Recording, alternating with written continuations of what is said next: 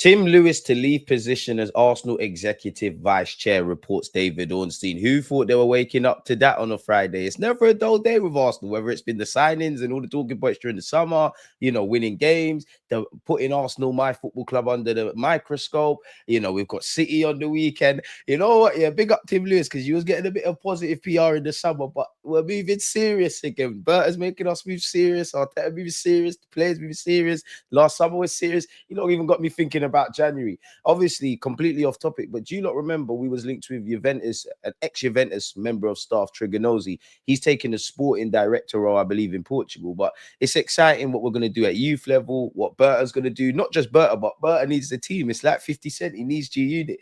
And I don't know why this brings a smile to my face, because in truth, we don't know what Tim Lewis and all these guys really do. We have our opinions. But as I said, Tim Lewis to leave position as Arsenal executive vice chair. What do you lot make of that, people? Let's read exactly what was said.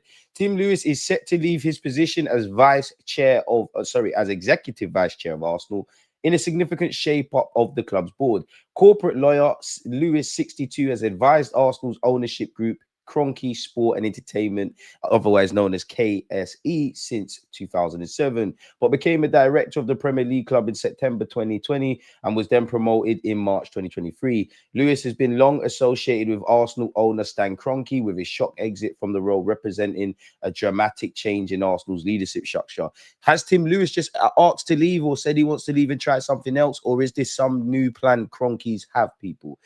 So yeah, it is what it is. It is a bit of a shock, if I'm honest. Josh Kroenke, 43, has played an increasingly prominent role at the club in recent years and will continue to do so, while managing director Richard Garlick is set to become CEO. Fair enough, Richard Garlick's been promoted.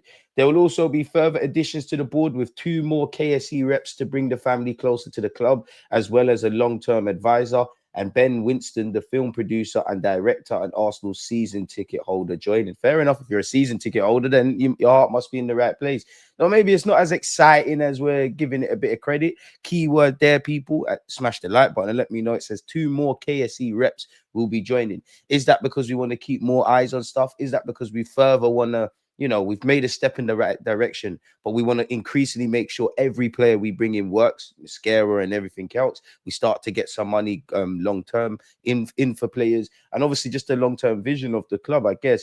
Between 2007 and 2018, Lewis advised Stan Kroenke and KSC on their investment in Arsenal. So maybe he's not been investing correctly. Maybe they want a different investment strategy. Honestly, who knows?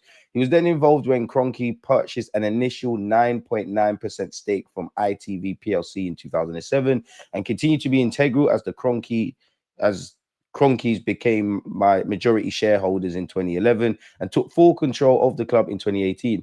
A trusted advisor to the Kroenke family, over time, his responsibilities have extended far beyond legal matters and club acquisitions. After helping to steer the club through C19, we'll call it, because that can make you demonetized on YouTube, Lewis has become an increasingly vocal presence at Premier League level and has led the lobbying among a group of clubs to try to block takeovers closely linked to nation states. I maybe I can't read this early. Lewis has forged a strong relationship with Mikel Arteta and was a key figure in the dialogue surrounding the Arsenal manager's new 3-year contract in 2022. Now, even for Arteta, obviously you got Josh Kroenke and stuff, but there's been a couple of your coaches that have left. Edu, who kind of started this thing with you, is obviously cut, and we're led to believe you've got a strong relationship with Tim Lewis. That could be a strong professional working relationship or something else of that ilk, people. A staunch advocate of FFP, Wenger be proud. He was instrumental in Arsenal's active summer transfer window, including using his close relationship with Crystal Palace chairman Steve Parish to help get the 60 million deal for Eze over the line. Garlick joined Arsenal in 2021 from the Premier League, where he spent 3 years as director of football and stepped up from his previous role as director of football operations. When Vinay Ventukasham left the club at the end of the 2022-24 season, Ventukasham went on to join North London rivals Tottenham Hotspur. Winston, the son of famed professional Robert Winston, has won 13 Emmy Awards in a successful career in film industry and is a co-founder of the Fullwell 73 production company, where TV presenter James Corden is also a partner. So are we going to get a new All or Nothing? It would have made sense when Bert's there. James McNicholas has said the timing of Tim Lewis's departure from his role will come as a surprise.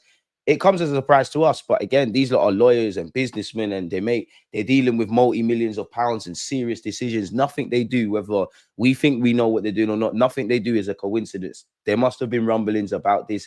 This must have been in the works for a while, you know, and it's just come to the forefront, the public and us of this ilk, you know. Even what we just saw there, they're bringing in two different men in this into the role, and there'll be structural changes. So this is never just random, if it makes sense. But it does come off the back of a summer in which he was an integral figure, allegedly. And obviously, Lewis Burton and Mikel Arteta could all leave with their head held high where the recruitment drive is concerned.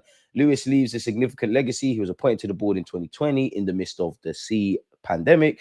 At a time of considerable financial peril, he played a vital role in helping to refinance the club's debt. He fought the Cronkies' corner on regulatory matters and opposition to state or sponsorship ownership. He strengthened the connection between the football leadership and owners and was an advocate and supporter of Arteta, Edu, and later Berta. I don't know what that means, but his brusque manner meant he was not universally popular inside and outside of Arsenal. So, yeah, but to be fair, yeah, whether we like Lewis or not, he's got a top job. These men are never liked. You name any great musician, footballer, lawyer, they're never universally liked, but they are respected. And whether what I think and you think, I'm led to believe he's respected in it. But he weren't popular inside, you know. He wouldn't have invited him for work drinks on a Friday. Articulate and widely respected, he could also be abrasive. Perhaps that has ultimately cost him.